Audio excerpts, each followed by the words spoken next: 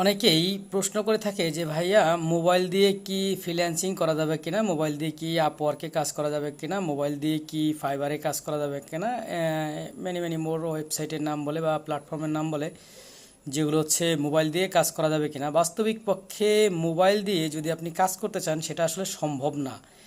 অল্প কিছু সংখ্যক কাজ আছে যে সমস্ত কাজ আপনি বিপদ আপদের জন্য মোবাইল দিয়ে করতে পারেন, কিন্তু যদি আপনি প্রফেশনালি একজন ফ্রিল্যান্সার বলেন বা হচ্ছে একেবারে কোম্পানি জব বলেন, রিমোট জব বলেন, যেটাই বলেন না কেন, করতে হলে আপনি মোবাইল দিয়ে করতে পারবেন না।